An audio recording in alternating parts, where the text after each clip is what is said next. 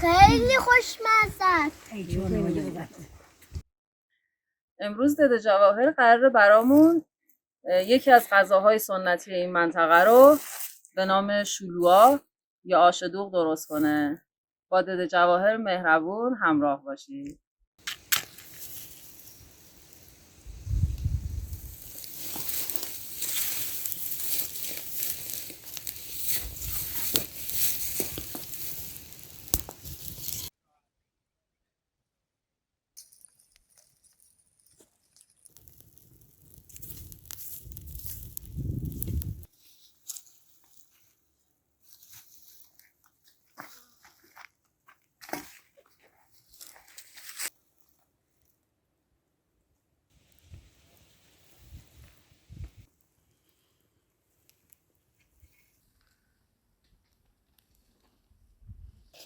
دده جواهر این قابلمه مسی فکر کنم خیلی قدیمیه. این مال مادر بزرگ مرداده، مادر پدر مرداد. چند سال پیش یعنی به شما رسیده؟ سالی که انقلابی تا حالا چندی که دیگه فوت که خودی اول به دست میاد. قابلمه رو بذارم و حالا آبرت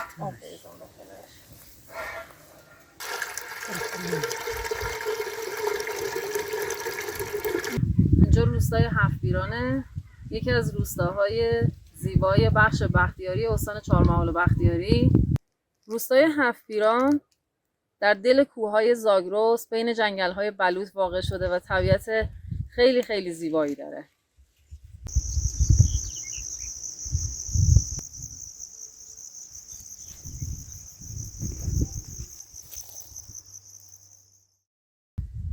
و اینجا باغ دده جواهره که امروز دده جواهر میخواد تو این باغ برای ما آشپزی کنه.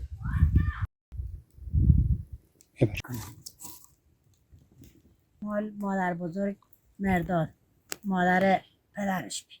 خیلی زن خوبی، خیلی زن دست به اینجا داری بی. یکی از مواد مورد نیاز شلوغا یا آش دوغ برنجه که این برنج مخصوص این منطقه است و بهش گرده گفته میشه.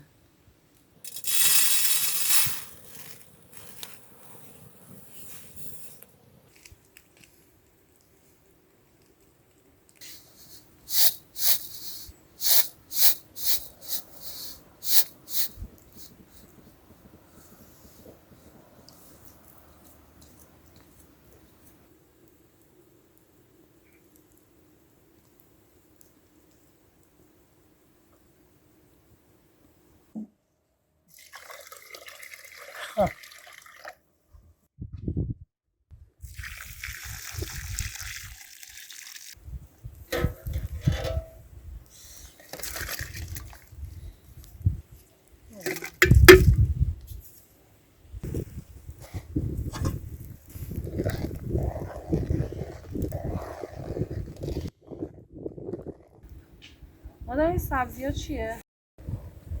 جعفری و گیشنیز و تره و شنبلیله و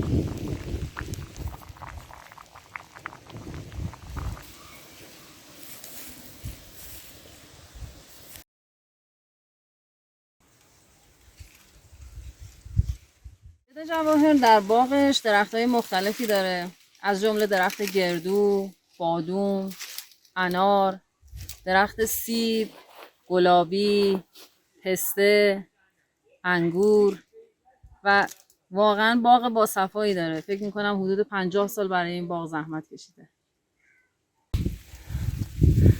مادر دارید چی کار میکنید؟ اولا درخت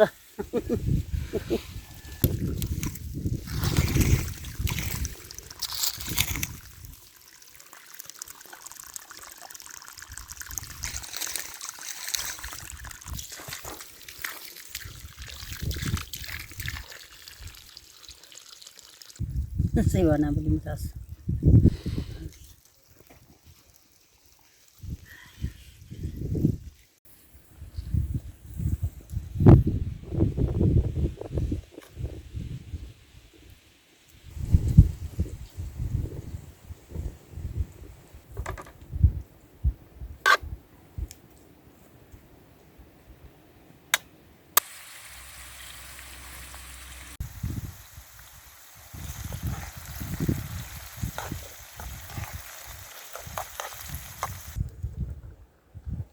برس برس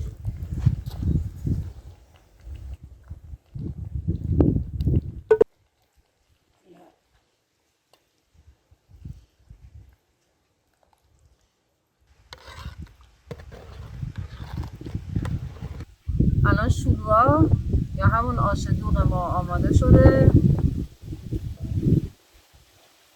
مادر خسته نباشید، دستتون درد نکنه. دست در نخور که استرا را بروی به سر مادر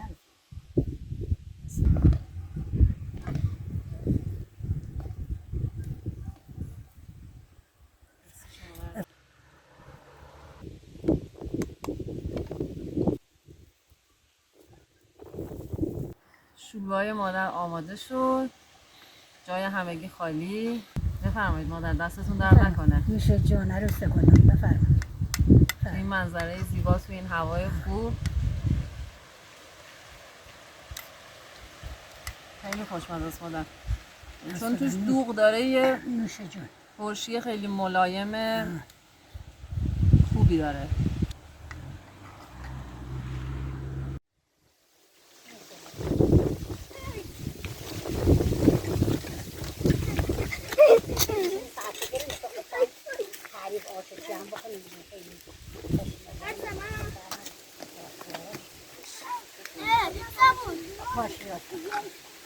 از منم بگو کانترتی محاسمه آفین نمید.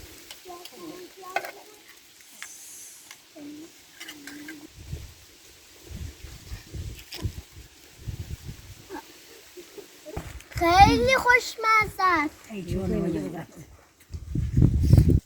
نه شبش یه مزه عجیبی میده، انگار هم شیرینی.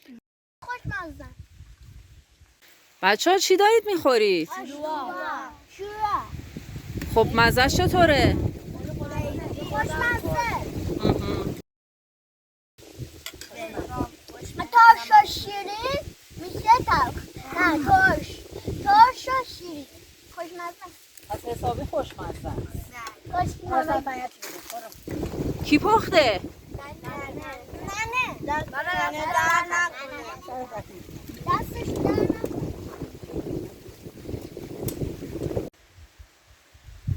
مواد مورد نیاز برای پختن شوروا یا آش دوغ: برنج محلی، دوغ محلی، سبزیجات معطر، پیازا و نمکه.